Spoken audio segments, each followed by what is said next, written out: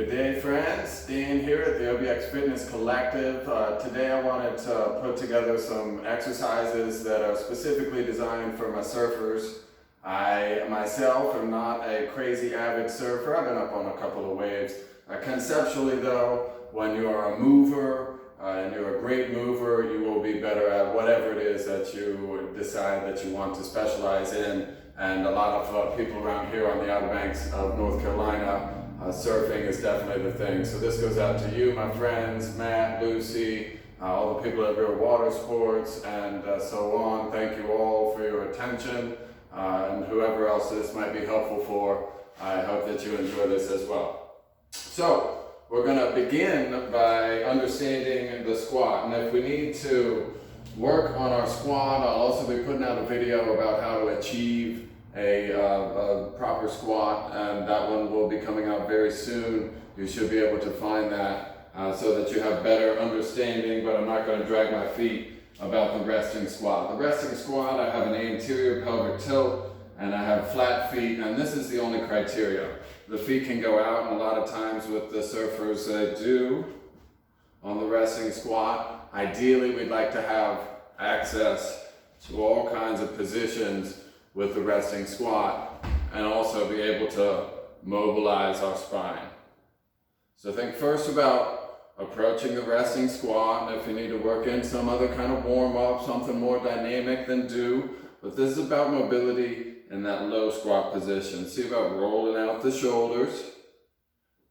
If you can still get retraction and protraction in the shoulders, rolling out the shoulders in the resting squat. And then we'll pop up and talk about going in between the resting squat to the horse stance. There's full stand, there's full resting squat. I can also check the activity in my spine using my staff by holding the staff overhead. As I approach my resting squat, all just giving us a good read on the midline mechanics of taking that squat and going into that position that we use so often in surfing. So there is the next bit, which is to come up to the horse stance and see if you can get through the middle of full stand and resting squat. Ideally, we can take a staff and we can use a counter or a doorknob or something to help us to get into the position. Ideally, we should be able to make it so that the legs are so level and horizontal that you can lay a staff across them. The horse riding stance.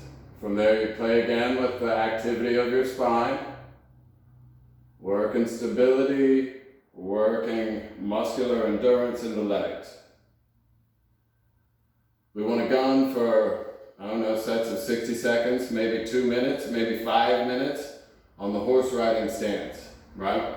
And then we'll take those same two positions and put a little bit of a twist to them. You'd also, when it comes to the twisting and spiraling of the body, do well to check out the movement for endurance athletes. But in this case, we're going to go in and approach our squat. But first I want to see about wrapping myself up like a big turn on the wave and seeing if I can get around all the way to my hip on the other side. This being the target, of course. If we cannot bind ourselves, take the spiral that deep, then this is something we work toward.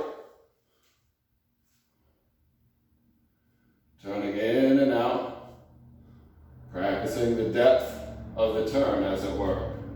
And then can we apply that to our crouch positioning? Going down into the low squat.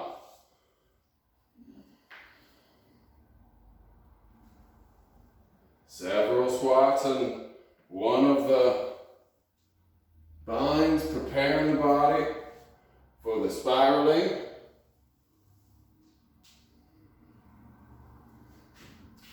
And as well the stability in the legs. Horse riding stance. Oh, dropped it.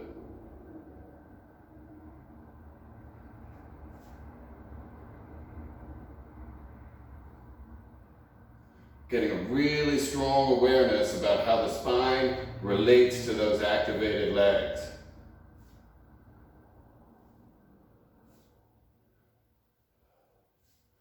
good stuff for the legs and the preparation of how they go. So far as balance goes, and this will be easier if we lay it on a towel or something. Let's see about working up and down your board, as it were. Since we have the staff here to test us with our horse riding stance, and I need some drag here. More drag will make it so it doesn't roll quite so much. But we do want a little bit of a roll, giving us that feeling of the side rails and so on. See about walking up and down your board, as it were. We get a lot of balance challenges in here, a lot of coordination. Next part would be to see if you can reach down and grab the rails, as it were. Wipe out, right? All right, so the legs, we have our balance.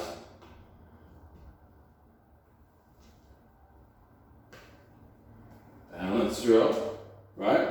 We have our horse riding stance. And if we want to add the twisting, we can go deep or we can go higher and lighter. Practicing the turns. Winding up the waist, unwinding the waist. Same kind of thing from the resting squat. Now if we want to start to integrate this with our shoulders, which shoulders are a big deal with the paddling, we think about grabbing the opposite ankle and taking that arm in a full backstroke. Seeing about achieving full backstroke, and of course four-stroke as well. We're working toward a deeper squaring of the shoulder that would hopefully end up taking us further and further in, and on the opposite side. Four-stroke, backstroke. The shoulders working while the legs are under compression. Double duty move there, all right? Wiping, and we could do that up on the wall as well to give us more feedback about how deep we can go.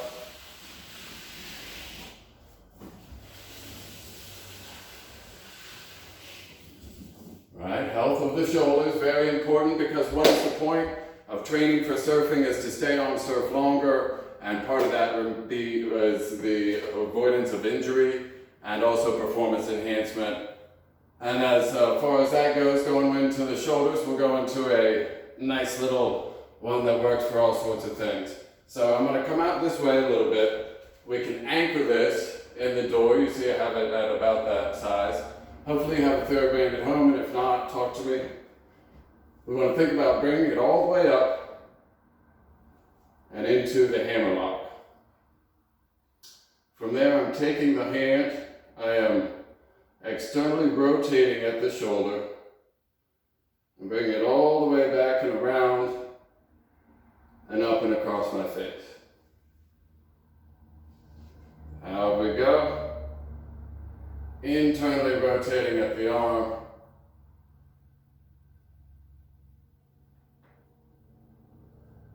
Health of the shoulder.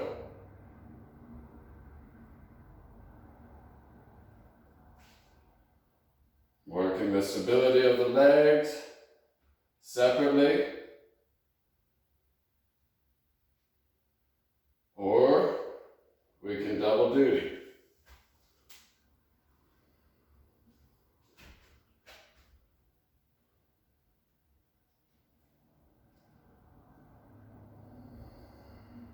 And we of course want to face it the same way to get a different angle of pull.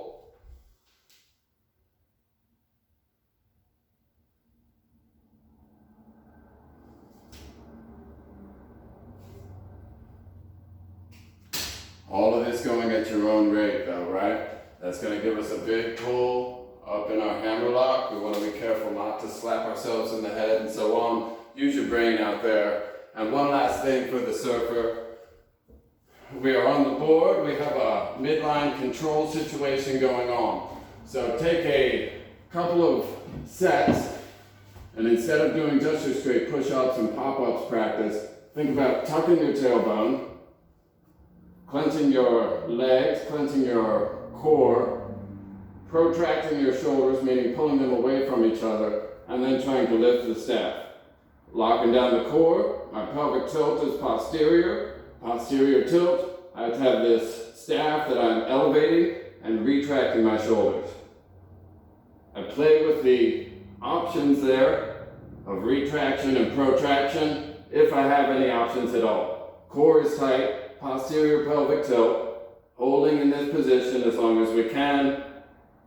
Let's say it stops there. And then working in the low back aspects of the pop-up. Upward dog, active across the front line, laying down, taking the hollow body, tucking the tailbone, protracting the shoulders, elevating the shoulders.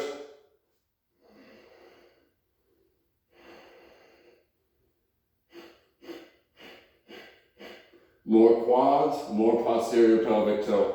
Nose and toes to the floor. Back and forth.